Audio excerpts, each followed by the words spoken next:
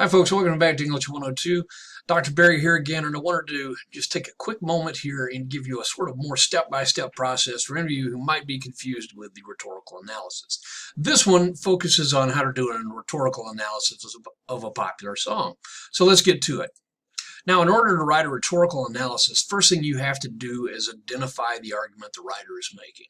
A song, a poem, a story, typically your author is making an argument. You got to figure out what that is. Now, I like to use an old Billy Joel tune called Only the Good Die Young. Yep, great little tune there.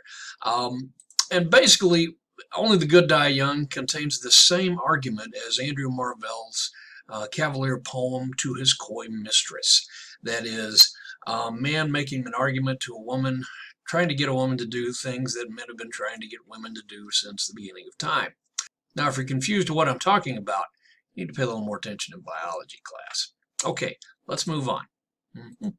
Now, once you've identified the main argument, the parts of it aren't that hard to recognize and point out. Yeah, so let's take a look. Start off with a question. What argument is the speaker making?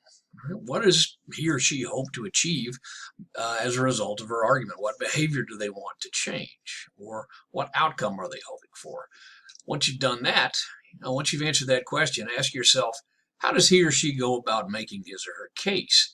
That is, what does the writer say to achieve her goal, his or her goal? You'll ask, all right, how does the speaker establish ethos? That is, credibility.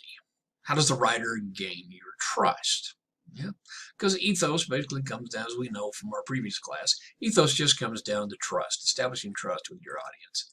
Next, you'll ask yourself, how does the speaker use logic or logos? We react to things that make sense. We tend to trust things that make sense. And so, how does the writer make this argument make sense? Yeah. Next, you'll also ask, how does the author appeal to the emotions? Because without pathos, no one's really persuaded to do anything. Yeah. Okay, so let's take a look at a few stanzas from Only the Good Die Young. Here we go.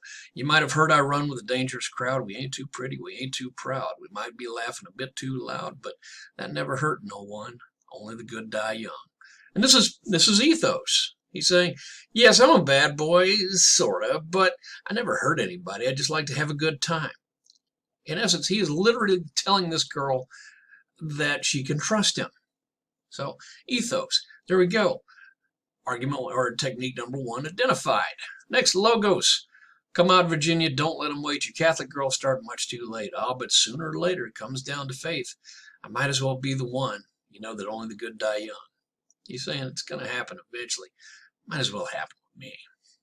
Oh, bad boy. All right. Pathos. They appeal to the emotions. They say there's a heaven for those who will wait. And some say it's better, but I say it ain't. I'd rather laugh with the sinners than cry with the saints. The sinners are much more fun. Only the good die young. Okay, here he uses pathos to appeal to the emotions. He's saying, hey, it's more fun being a sinner. Why not be a sinner? You know? They say heaven's better, but it's really not. You should really just have a good time. Yeah. Now, what else is going on here? Well, we have allusion. That's where the author alludes or refers to something. Refers to something that is familiar to the audience. He says you got a nice white dress and a party on your confirmation. Got a brand new soul and a cross of gold, but Virginia didn't give you quite enough information. You didn't count on me when you were counting on your rosary. Right? So in this section, he's alluding to the accoutrements of the Catholic faith, the crucifix. He said, look, you got all this, but it didn't prepare you for somebody like me. Yeah. And finally, repetition. I'm telling you, baby, you know that only the good die young, only the good die young, only the good die young. He drives the point home with the chorus, but also with repetition of the phrase, only the good die young, again and again at the end. Right? A good speaker, a good rhetorician will put that message in your mind by hammering it home, by repeating it ever so subtly there. So that is a rhetorical tool there. And it feeds into analysis. And symbolism. Come out, Virginia. Right there in front of us from the first line of the song. Virginia, virgin. All right, for those of you who might not have figured it out, do you get what the song's all about now? Yeah.